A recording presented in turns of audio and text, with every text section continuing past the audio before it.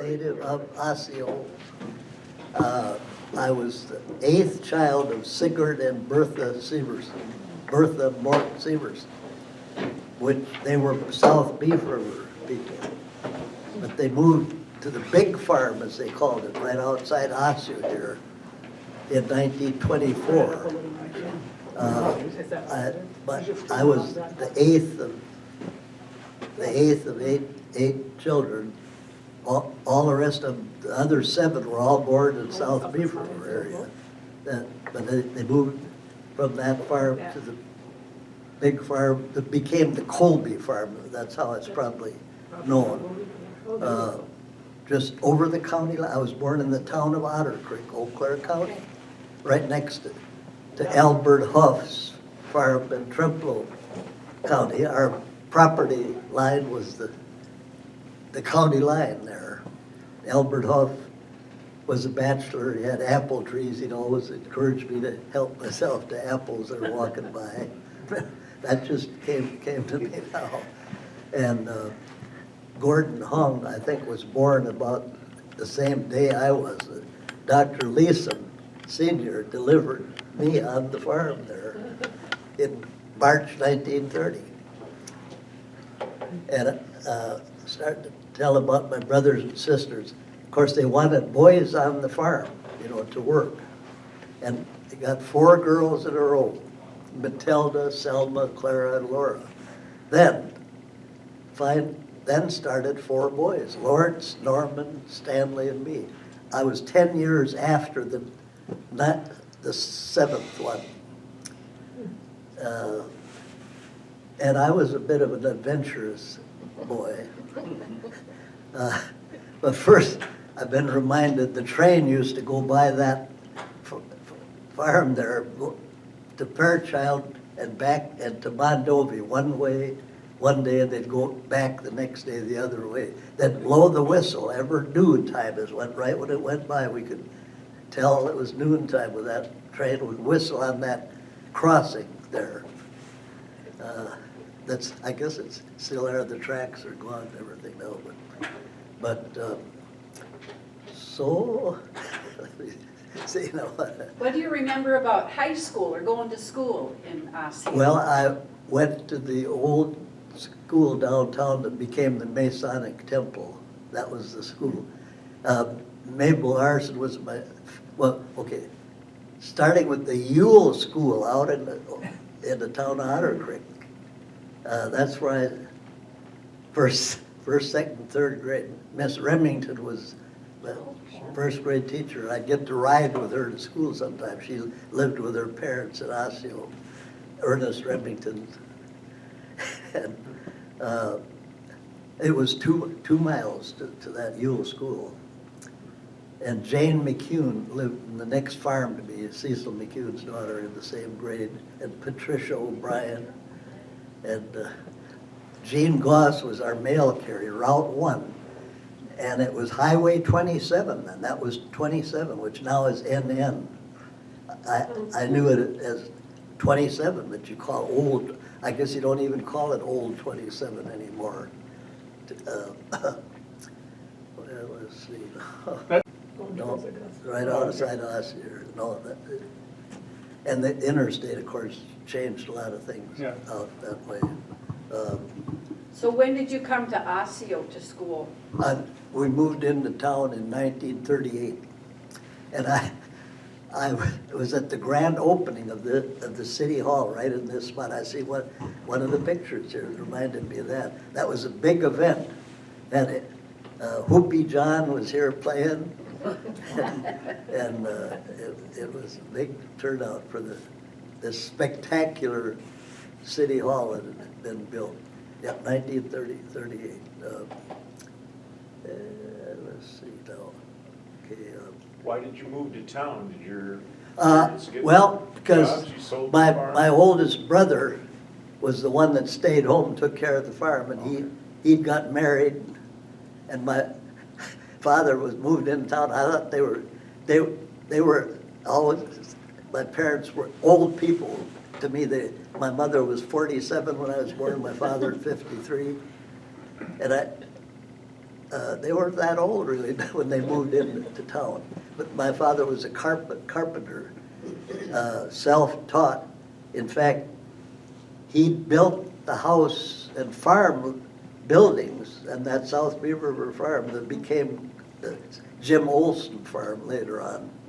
He built a cistern there for the water flow to come down, some modern plumbing in effect it was, and one of the few that had that.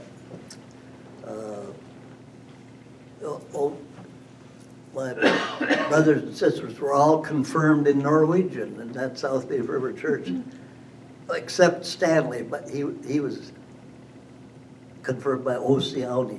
Pastor Osseo was the pastor that I had from when he give every third Sunday in Norwegian. That I'd go along. I didn't want to pay much attention to that Norwegian. My folks did talk Norwegian at home, and I picked up some, like horse and store to till, to talk to my grandparents that never got into English. And in fact, their name was Seam. They lived and died Seam, right out in South Beaver River. Yep. But Sigurd then was Sever's son. My father took. Why do you suppose so many of the Scandinavians changed their names like that? Americanized it, just plain to do that. Norman, do you know what house you lived in Osseo then? Oh, Is it sure. still there? We bought the Pete Wesley house that had lost it in the Depression. He was a carpenter too. It's a block, what I call the block house. It's right on Francis Street. No, not Francis, that was later. East Street, and that was the east end of town. That was the edge of town. Where now towards the hospital there, it was a big lot there. Oh, on the Yeah, it house was a on- big, just up the On big the corner block of East Street and 7th? Yeah. Or, Yeah. I guess it's. It's a park It goes up, 7th is Down Main Park Street. and- Yeah. The business. Yeah, right. Yeah. So that Yes. big block That was the house. house we moved into in town. And when Gunderson was another couple houses down. Andy. Hannah Ryan and Ernie Ryan were in between there. Oh, yeah. And Hannah was a real good neighbor that Yeah. would give me stuff all the time. And then Fred Spearster on the other side, who I got 10 cents a week to mow his lawn.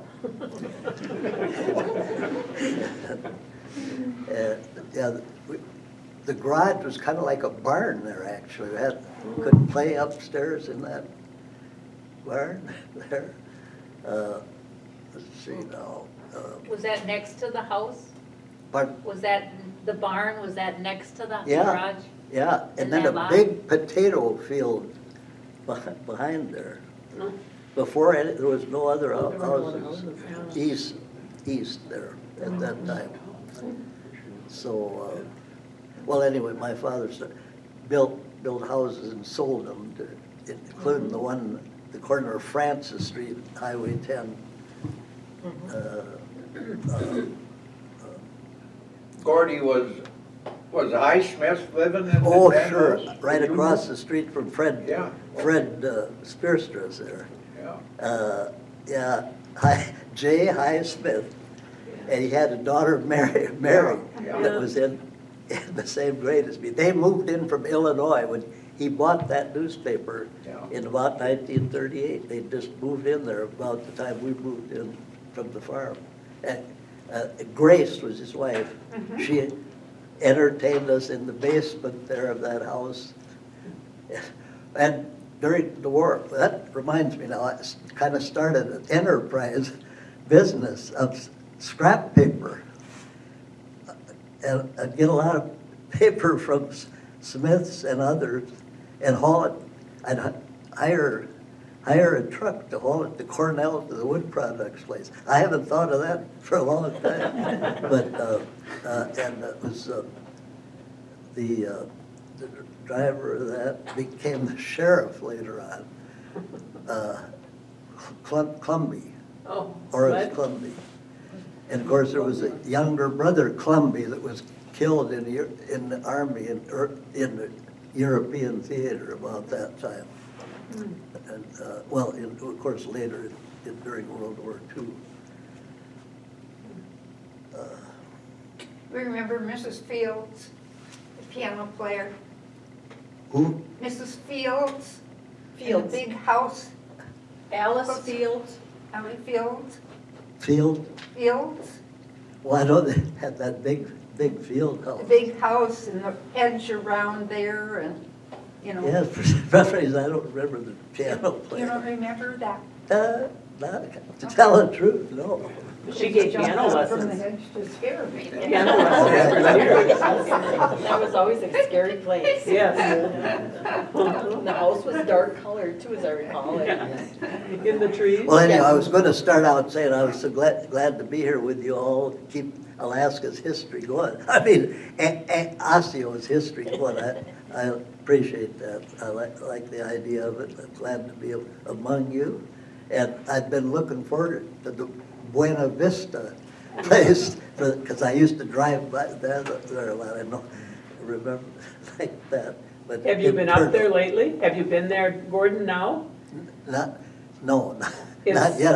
I just got in here this Oh, morning okay. because I gonna change. I used to come in here to Minneapolis, got kind of scared out of that heavy traffic around the airport there. So I thought go into Chicago and come into Eau Claire. I'd be more familiar with it. Yeah. I wasn't more familiar around Eau Claire now by that airport. So it's almost as bad as around Minneapolis. You'll have to get up to Buena Vista though, because Oh, yeah. looking I out will- over the I will. I valley, bet I'm gonna it's so much drive grown. down to Ettrick, see one of my nieces, Margaret Yeah. Calkin. Oh, That was my brother Norman's oldest daughter. oh, yeah, okay. Yeah. Yeah. What do you remember about high school? Well, Bert Cluster was the principal, I remember that. But getting back to the grade school, about there, where that was located, started to maybe, well, and I digressed about Yule School. So anyway, first 3 grades in the Yule School, moved in town 38 when I was in the 3rd grade. Miss Knudsen was the 3rd grade teacher. And I, coming into that city school in March of 38, it was a little different than Yule School, but it wasn't all that different actually. And Sedona Gullicksrud then from Strum was my 4th grade teacher. And then Mabel Larson of the South Beaver River family that knew all my background well. She was my 5th grade teacher, upstairs. That was the one class that was upstairs. And then downstairs for the 6th grade, Esther Martinson. And 6th, and then she moved on to 7th grade and 8th grade with Esther Martinson. She was, I learned a lot there from her, strictly business. Dick Martinson, her son, was in that same class. And Nancy was a younger sister. Now, I remember all the mail carriers too, like Gene Gloss. Our route on the farm was Route 1 with Eugene Gloss. And then Route 2, Obert Johnson. And out Route 3, it isn't coming to me right now. Route 4 was Morris, Friday Morris. Yep. And Yeah. No. Dr. Leeson delivered me on the farm, and then Gordon Hong was delivered within a day there. I forget whether he was a day ahead of me or a day after. And I broke my elbow once in the pea factory, silo. I guess we get summer jobs for boys there. I think I was paid something, but anyway, I fell in that silo, broke my right elbow. And Doc took me to Dr. Lisa. He had me carrying a 5-gallon bucket of sand to school for 3 months. That arm is perfect. Just like my knees are. I'm 95 now. I was 95 in March. I'm still working part-time as a bailiff in the Alaska State Courthouse. And people ask me, Gordon, how come you're still working? I say, it's my exercise, mental and physical. Yeah. Well, anyway, I left home early as adventurous, but I quit school. They didn't call it being, what's some other word it's called when you leave school? Oh, dropout. Dropout. It wasn't called, there's no dropping out, just quit school. And I started hitchhiking around the country and riding freight trains and all that kind of stuff. And it was during World War II when I could get a job any place, on the farms, in restaurants, to be a dishwasher in restaurants, get good food, and then move on. I didn't stay on any of them. I had all kinds of jobs. Finally walked by a draft board in San Pedro, California. I'd been trying to enlist all during the early part of the war. And I remember in 1942, there was a 12-year-old Marine in the South Pacific that I read about. But I hadn't figured out a way to get in till I walked by that draft board then when I was 15 and went in and ready to register. That's all it took. I was in the Army the next day. And then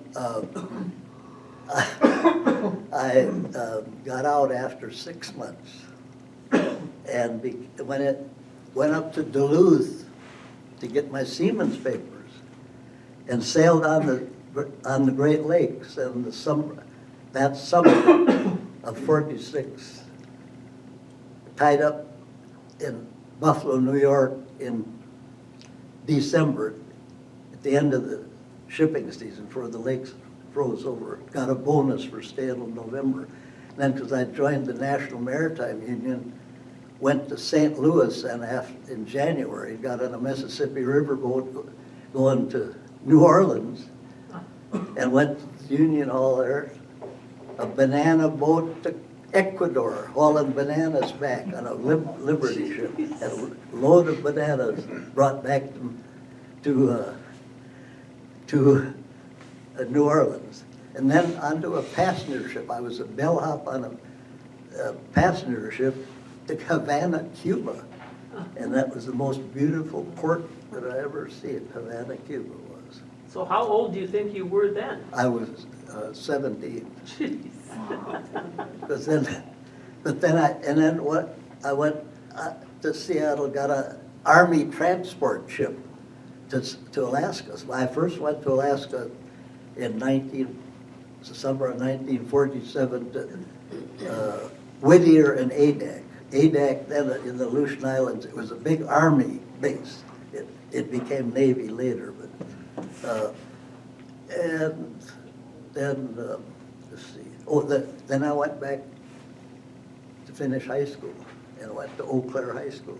So I did get a high school ring in 1949 from the Eau Claire High School.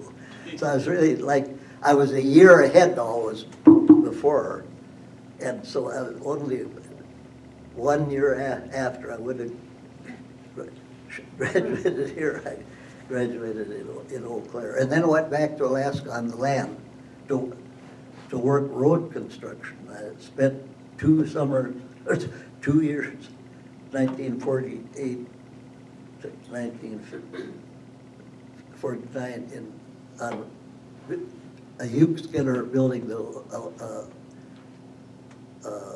the Seward Highway out of Anchorage to Seward.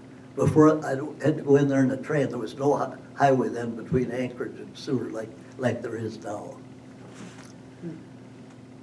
So I've hit a few high spots, and So did I guess this was a big part of it too. After I came back from Korea, I was, I got a commission as a second lieutenant in the Army and got assigned to Chicago in induction, U.S. Army recruiting induction and recruiting main station as a moral waiver interviewing draftees with criminal records to see if they could get waivers to be drafted.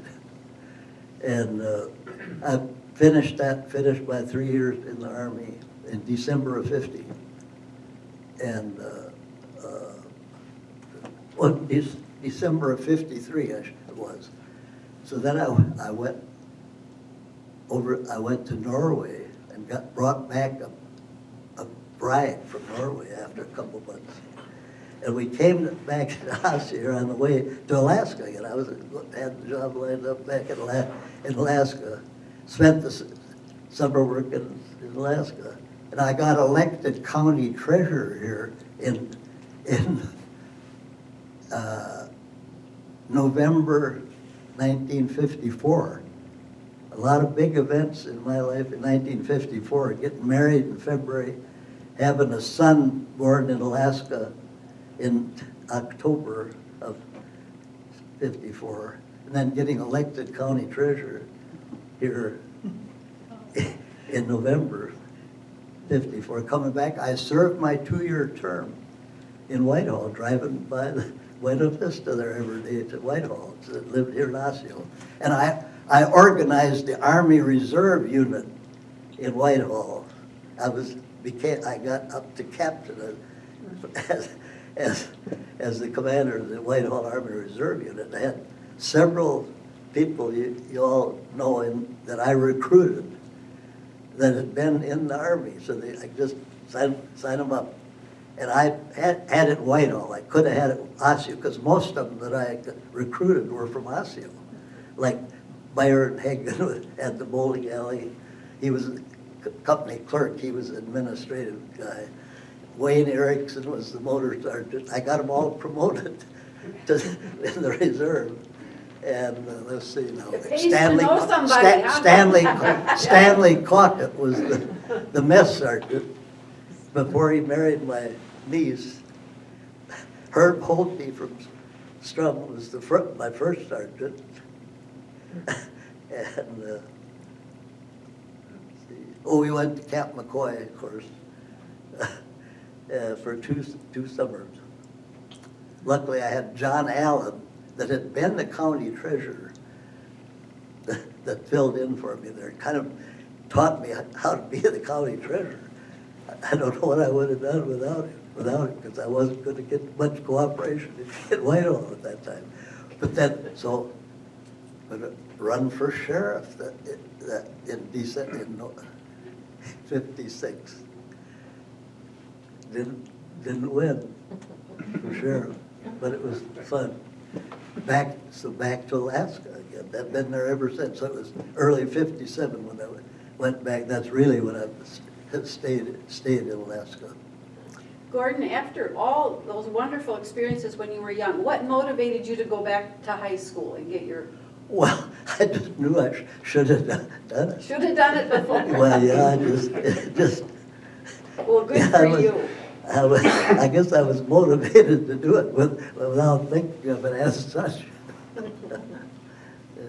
How did you meet your bride?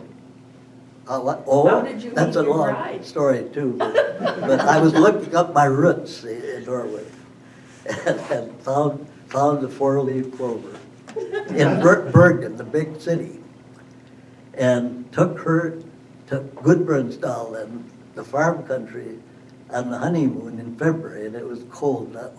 We went to Copenhagen to Vollegar. That's not suited for February either, an outside place there. But anyway, we made it. But in Gudbrandsdal, it's like the farm country in mid-Norway there, next to Lillehammer.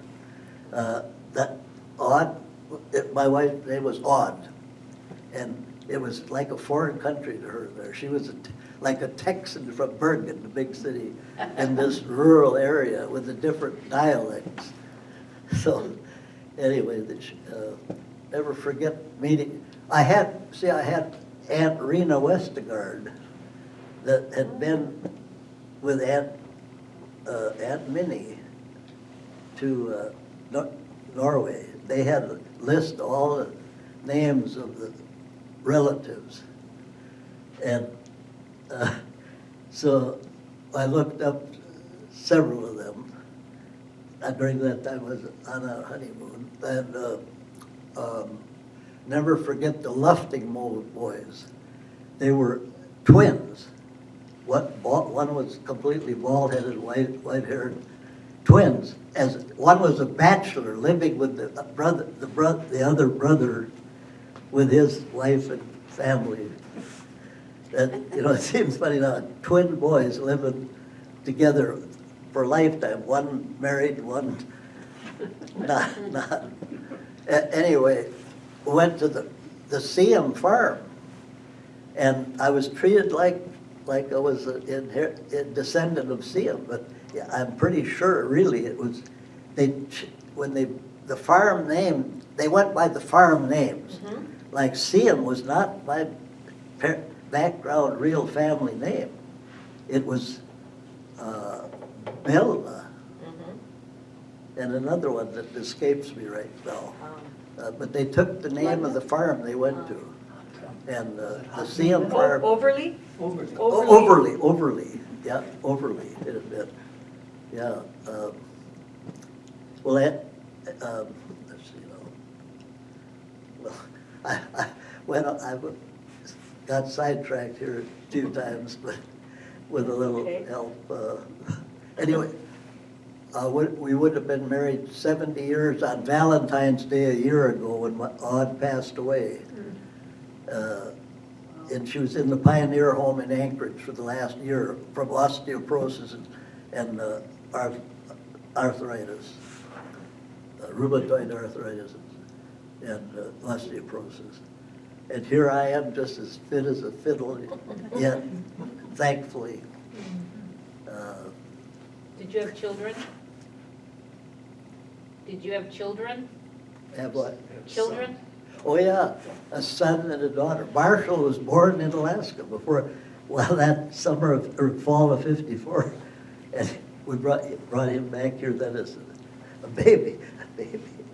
And he's retired from the FAA in Alaska Flight Service.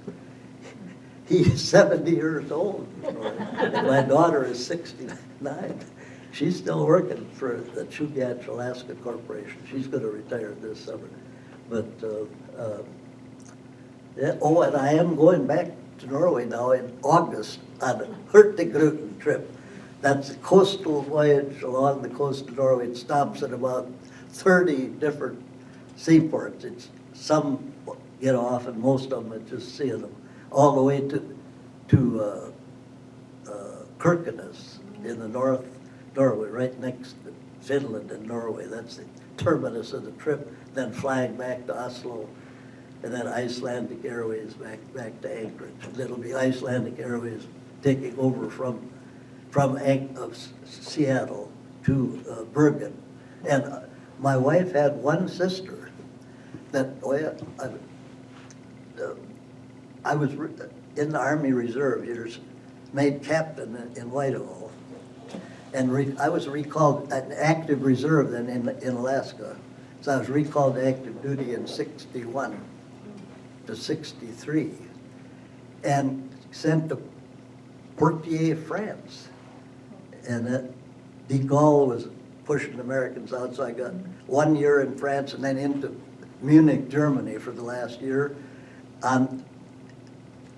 Between the time I was in Munich, Poitiers, France, going to Munich, Germany, we drove the little Volkswagen with my little son and daughter in the back seat to Bergen, and then there's narrow, treacherous roads, to my wife's only sister's wedding. So I got to attend the Norwegian wedding in August of 62. And that daughter is still living there. I'll visit her and her children. She's visited us in Anchorage a couple of times, and some of her children have. Well, I've hit most things that have come to mind in an impromptu manner, and I don't mind being triggered with any more questions. So when you left home, Yeah. when you were 13? 14. I went 14? out to North Dakota that first, in 44. That's when I left school. So were your mom and dad okay Well, with they were that? right here in Osseo. But they And I thought- rode right home and everything. So I they- didn't run away from home. No, but- I was just going out to North Dakota because that's what so many people here did. Oh, Going out west. Yeah. And I did it.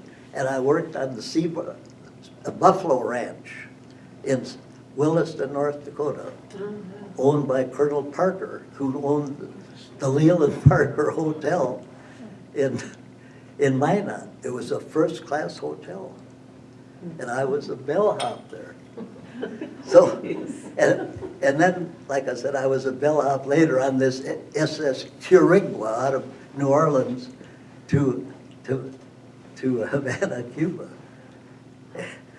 Because I'd been a bellhop in a hotel. And when I went back to finish high school in Eau Claire,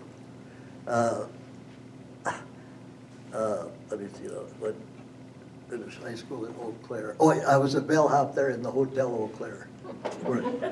Yeah. Yeah. So when you're traveling now to Norway, do you travel alone? Yes, Oh, this gee. time I will be, yeah. Now, I was here last summer with my son, was with me then, in August. And because he goes to the air show, he's an aviation enthusiast. He has his own Cessna 172, he's had it over 30 years, had an engine maintained. He flew it to Russia once even, with a group from Alaska that flew to Russia. I've flown with him to Nome and showed him where he was born at. But I'm not interested in aviation at all. Have you ever thought about writing a book? I've been told I should do that a lot of times. No, I'm not. I'm not into doing that. Well, you don't have to write it, you could just talk it, somebody else can write it for Maybe you. my son is a good writer. Maybe Sure. he'll pick up some of the Yeah. copies of different There you things go. I've got Yeah. to prove a lot of these stories I tell. Well, we wish we would have asked our Aunt Marion to write a book. Yes. Because, yes. she went out during the war to DC. Yeah, she went to work by in herself. DC. Yeah. Oh, I know, she was a teacher at that little school there Yep. that became, Keitlinger bought the house, I Yep. think, that was the school. Yep. What was the name of that school again? On the back road to Right on, South Beaver. right before Kittelson's. Oak Grove. Oak Grove. Oak Grove. What school?